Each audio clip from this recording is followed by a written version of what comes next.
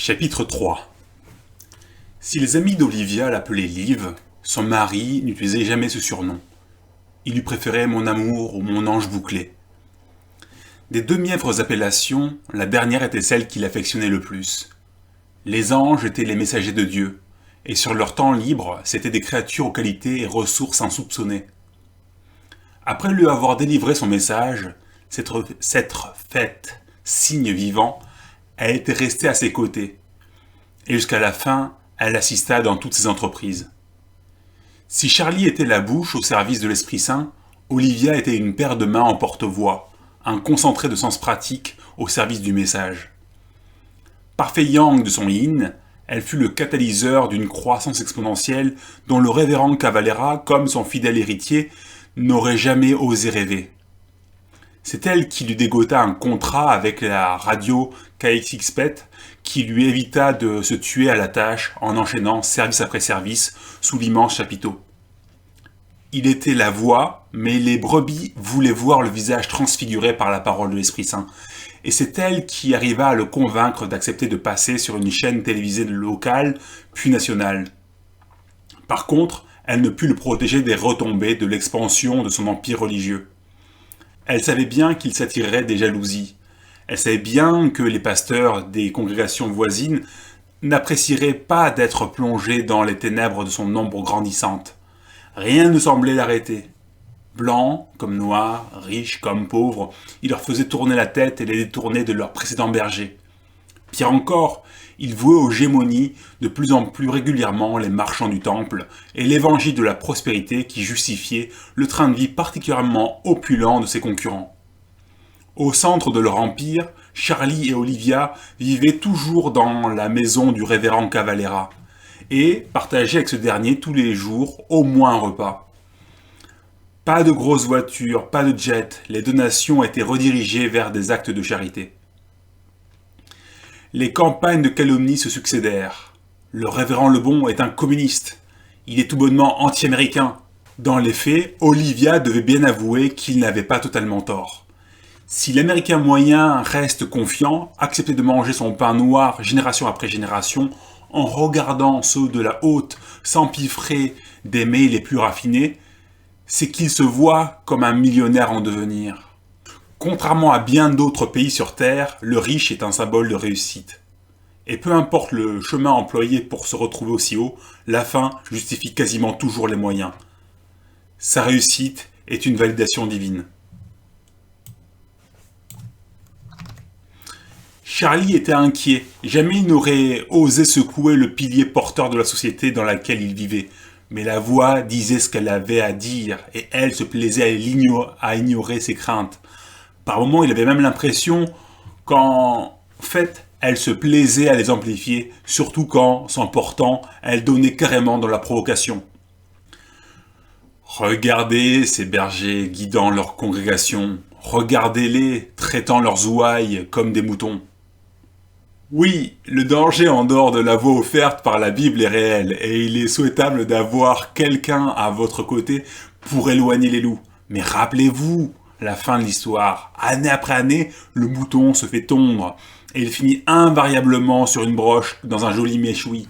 Il n'y a qu'un seul berger pour prendre soin de vous sans arrière-pensée.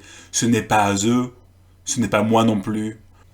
Le seul est mort sur la croix et n'attend qu'une chose de votre part. Pas votre bol, mais une foi indéfectible. Croyez en lui et suivez-le dans chacun de ses pas. Peu partant pour s'engager dans un débat qu'ils savaient ne pouvoir gagner, les concurrents les plus belliqueux changèrent leur fusil d'épaule et commirent l'erreur d'essayer d'assassiner verbalement l'homme derrière la voix. Ils tentèrent de lancer des rumeurs sur ce qui pouvait se passer dans sa chambre à coucher. Qui étaient ces hommes particulièrement musclés puant l'homosexualité pour quiconque avait un peu de nez? Que venaient-ils faire dans la maison Cavalera? Mais avec Olivia toujours présente dans la demeure durant ces moments-là, la rumeur tourna court et ne connut le moindre regain d'intérêt, même quand il fut révélé qu'il y avait décidément quelque chose d'impur dans le sang du révérend Lebon. Olivia se sentit frappée à l'estomac quand elle apprit, dans un journal déposé par une âme qui se voulait sans doute charitable, la raison pour laquelle Charlie avait toujours refusé de parler avec elle de ses parents ou de tout ce qu'il avait pu vivre avant que le révérend Cavalera le prenne sous son aile. La raison lui prouva à quel point son imagination pouvait être limitée. Le Bon était le nom de la mère de Charlie, et Martha, cette dernière, subsistant en vendant ses charmes et son corps, n'avait pas la moindre idée de l'identité de celui qui l'avait engrossé. Conçu bien avant le jugement de la Cour suprême rendant l'avortement légal en 1973, et trop pauvre pour pouvoir faire le déplacement dans un état où l'opération était pratiquée, Martha avait essayé de se débarrasser du fœtus de bien des manières. Mais que ce soit les tisanes, les chutes ventre en avant sur les coins de meubles, les escaliers régulièrement dévalés sur l'océan, ou encore les mains tremblantes et leurs cintres rouillés, rien n'y avait fait. Charlie s'était accroché. Nourrisson particulièrement braillard, il avait été pendant de très longues années l'alarme des traqués du quartier, l'engin des coupes industrielles capables de percer de sa voix murs, sols et plafonds. Si Martha s'était donnée à fond durant sa grossesse pour se débarrasser de lui, quand on lui avait mis son petit Charlie entre les bras pour la première fois, elle s'était promise de faire son possible pour le protéger. Son esprit avait opéré à un parfait 180 degrés, mais son corps, à elle, n'avait visiblement pas eu le mémo. Boursouflés mais vides et passablement irritables à leurs extrémités, ces seins n'avaient rien à offrir au petit Charlie. Au départ, comme sa sœur Diane, une baptiste particulièrement pieuse, elle était de l'avis que Dieu lui faisait expier ses péchés. Martha avait beaucoup à se faire pardonner, alors elle encaissa le châtiment en serrant les dents. Incapable de faire garder son enfant et donc dans l'impossibilité de travailler, elle vivait de la charité de Diane et d'autres âmes généreuses dans leur obol, mais préférant garder leur distance. Elle était prisonnière de sa mauvaise conscience et de son studio insalubre. Les murs la pressaient de tous les côtés, et les poings de ses voisins indisposés faisaient des cloisons autant de pots de tambour malmenés par des rythmiques tribales. À la fin, privée de sommeil depuis trop longtemps, elle verrait des mains glisser le long des papiers peints, forçant contre celui-ci pour l'attraper et la démembrer. Payer maintenant, c'est la possibilité pour toi d'avoir un nouveau départ. Comme l'expliquait Diane dans l'article qui réduisait le cœur d'Olivia en charpie, il lui faudrait des années avant de comprendre son erreur et de regretter ses paroles. L'internement de sa sœur n'avait pas été suffisant pour qu'elle comprenne la situation. Il lui fallut vivre elle aussi l'enfer pour y voir clair. Bonne chrétienne, Diane avait recueilli le petit Charlie, et quelque part, elle croyait que la pureté de son âme et de son foyer la mettrait à l'abri du châtiment divin. N'ayant rien à se reprocher, il n'y avait pas de raison pour qu'elle endure aussi ces cris répétés. Pendant un temps, son analyse de la situation sembla validée par les faits. Certes, le petit versait sa larme quand à rien turbulent, il devait être rappelé à l'ordre d'une bonne baffe ou d'un coup de ceinturon, comme l'exigeaient les saintes écritures, mais les pleurs déchirants et répétés à l'infini étaient chose du passé. Il fallut à Diane quelques années pour comprendre à quel point elle s'était trompée. Elle avait invité sous son toit le mal incarné.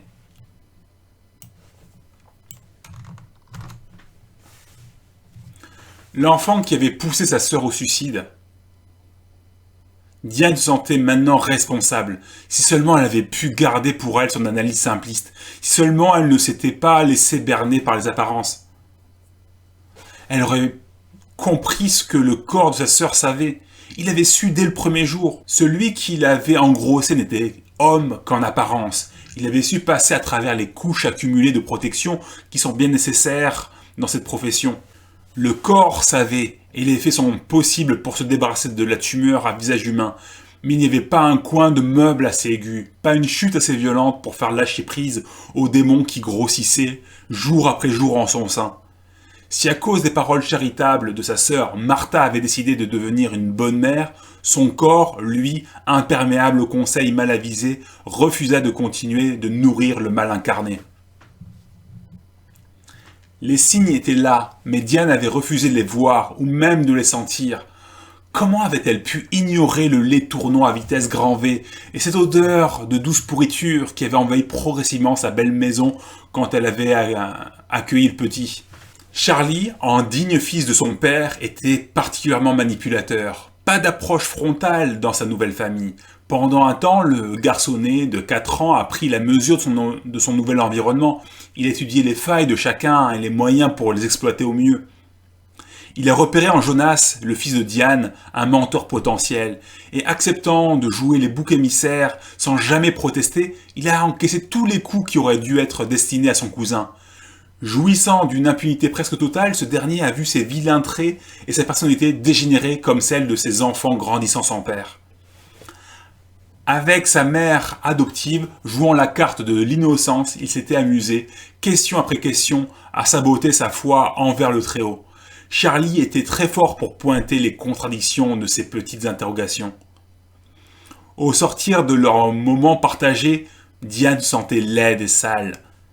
Cette mauvaise conscience lui avait collé à la peau jusqu'à ce que le révérend Cavalera les débarrasse de ce démon et encore longtemps après.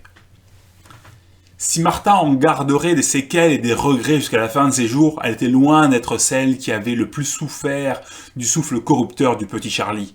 Oh non, loin de là. Celui qui avait vu son âme la plus corrompue était sans l'ombre d'un doute Paul, son mari, qui sert encore actuellement une peine de prison pour viol aggravé sur la personne de Tom Francesca, leur petit voisin alors âgé de 8 ans. Avant l'arrivée de Charlie dans leur foyer, Paul était un pilier de la communauté, un homme admiré pour sa droiture. Diane n'a aucune idée de ce qui a pu se passer derrière les portes closes entre son mari et Charlie.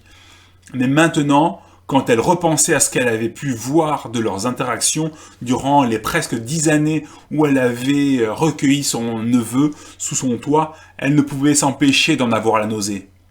Toutes ces fessées déculottées, administrées jour après jour, la manière dont le gosse faisait mine de se débattre pour mieux se frotter contre son oncle et le tenter, la manière dont ce dernier laissait traîner sa main après chaque claque, oh mon Dieu, ça lui donnait envie de vomir.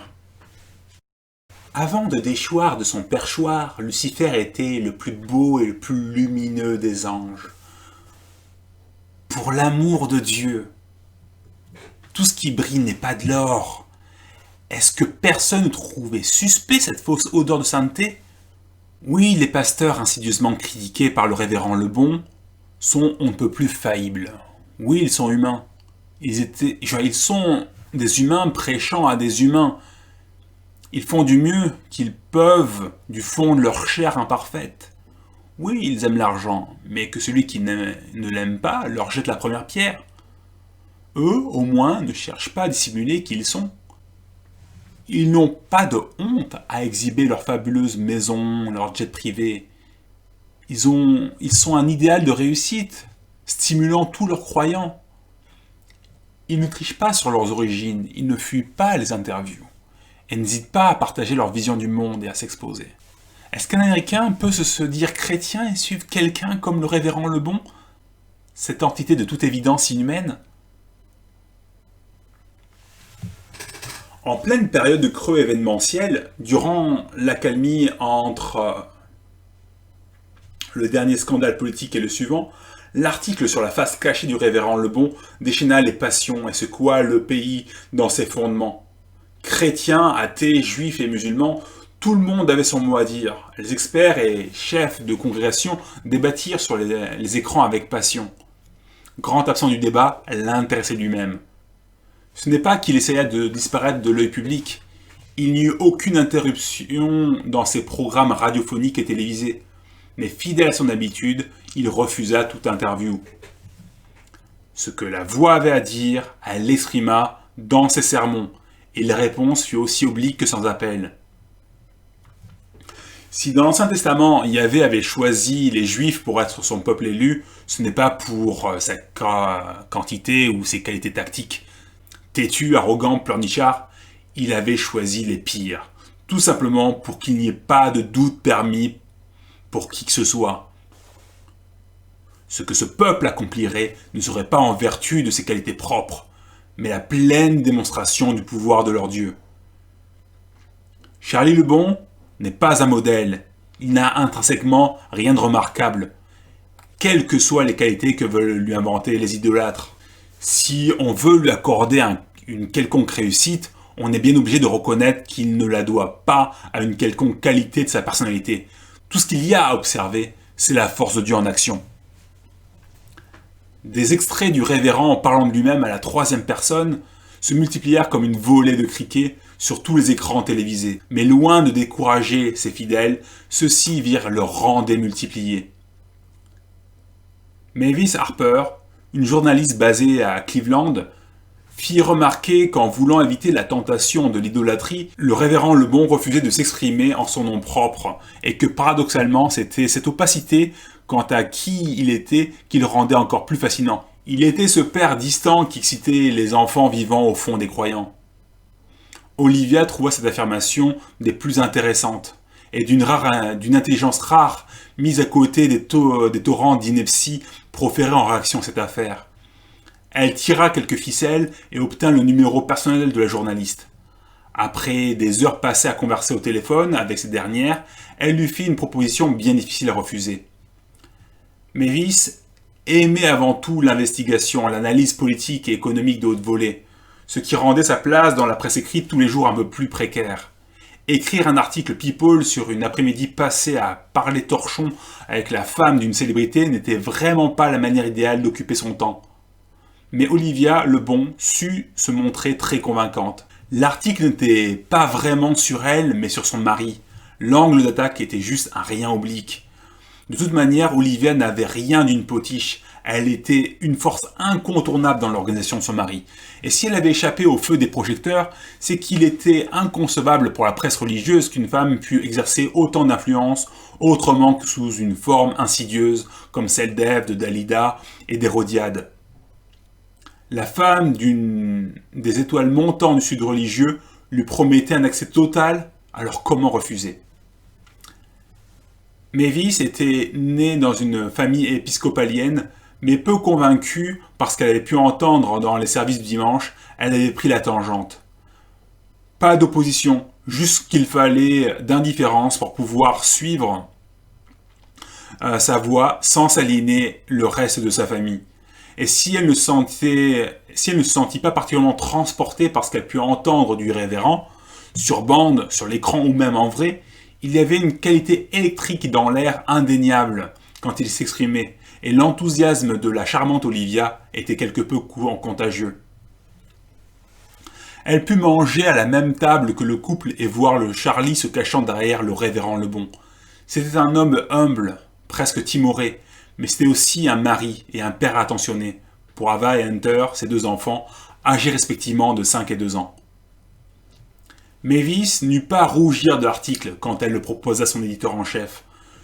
Ce dernier, tout comme le représentant des actionnaires, même s'il se doutait que ce n'était qu'une question de temps avant que le révérend se voie consacré homme de l'année par un mastodonte à grand tirage, se déclarèrent à un rien frustrés. Ils tentèrent à un temps de faire pression sur Mavis pour qu'elle rajoute un peu de croustillant, juste de quoi relancer la controverse, mais tout ce qu'ils obtinrent d'elle fut une lettre de démission une semaine plus tard.